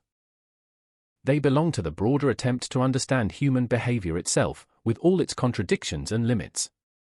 Over time, the case has remained present in public memory not because of repetition, but because of its clarity. It is a story that resists fading into abstraction. It forces confrontation with uncomfortable realities about safety, about vulnerability, about the fact that harm does not always announce itself in advance. It can emerge in ordinary spaces, at ordinary times, among people who are simply going about their lives. This is not a message of paranoia. It is a reminder of complexity. The world is not defined solely by danger, but neither is it free from it. Both realities exist at once, and learning to navigate between them is part of what it means to live within any society. In the years since, conversations around public safety, especially for women, have continued to evolve. Policies, awareness campaigns, community discussions, all of these have been influenced in part by cases like this, even if indirectly. Change does not always come from a single event, but from the accumulation of events that force attention onto patterns that were previously ignored. And yet, even with those broader changes, the core of the story remains deeply personal. It returns always to one individual, moving through an ordinary moment that became extraordinary only because of what was imposed upon it. There is no way to separate the life from the loss. Both are part of the same narrative, and both deserve recognition. To remember Anita is not to dwell solely on tragedy. It is to acknowledge the full span of her existence. The years she lived, the work she did, the relationships she maintained, the ordinary moments that defined her before anything else was taken into account. It is to resist the narrowing of her identity into a single event, no matter how significant that event became in public consciousness. Stories like hers endure not because they are sensational, but because they are human. They remind people that behind every case file, every headline, every courtroom proceeding, there is a life that mattered independently of how it ended. That life does not lose its value because of what happened to it. If anything, it gains a different kind of permanence through memory. And so the story continues, not in the form of investigation or judgment, but in reflection. In the quiet recognition that the world contains both safety and risk, both connection and rupture. In the understanding that justice, while necessary, is not the same as restoration. And in the awareness that remembrance itself is a form of responsibility. Because what remains, after everything else has been said, is not just what was done. It is who was lost. If there is a final layer to this story, it is not found in the courtroom, nor in the investigation files, nor even in the public record that has preserved the events in detail. It is found in the quieter, more enduring space that follows all acts of violence, the space where meaning is negotiated long after facts have been established. The case of Anita Cobby continues to exist there, not as an active event, but as a lasting point of reflection within collective memory. Over time, societies do something subtle but profound with stories like this. They absorb them. Not completely, not in a way that erases their shock, but in a way that integrates them into a broader understanding of the world. The details remain, but their function changes. They become reference points, reminders, sometimes warnings, sometimes questions that do not resolve easily. In Sydney, the physical locations tied to the case return to their ordinary rhythm. Train platforms filled again with commuters focused on their destinations. Roads through outer suburbs once again carried the quiet movement of everyday traffic. Life, in its persistent way, reasserted itself over the spaces where violence had briefly interrupted it. But even as normality resumed, the memory of what had occurred did not fully fade. It remained beneath the surface, shaping perception in ways that were often unspoken. This is one of the most complex aspects of true crime narratives. They do not simply end when justice is delivered. They evolve into something else entirely. They become part of how people understand risk, safety, and the unpredictable nature of human behavior. They influence decisions that are not always consciously connected to the original event, but are nonetheless shaped by its existence. For those who study such cases, whether professionally or out of personal interest, there is always a tension between detail and distance. On one hand, there is the need to understand exactly what happened, to reconstruct events with accuracy and clarity. On the other, there is the recognition that behind every detail is a human life that cannot be fully captured by analysis alone. Balancing those two perspectives is essential, yet never simple. Anita's story resists simplification. It cannot be reduced to a single explanation or a single lesson. It contains too many layers. A life that was ordinary in its structure but meaningful in its depth. A crime that was sudden in its execution but complex in its formation. A legal process that brought accountability but could not restore what was lost. Each layer stands alongside the others, forming a narrative that is complete in structure but not in emotional resolution. Over the years, the individuals responsible for her death have remained within the confines of the justice system, their names permanently associated with the crime they committed. That fact provides a form of societal closure, but it does not erase the broader questions the case raises. Questions about how such acts emerge. About what warning signs, if any, exist. About the limits of prevention and the realities of human behavior when it deviates from social norms. These questions do not have fixed answers. They shift depending on context, on perspective, on time. What remains consistent is the need to keep asking them. Because without that ongoing inquiry, the lessons contained within such cases risk being lost or oversimplified.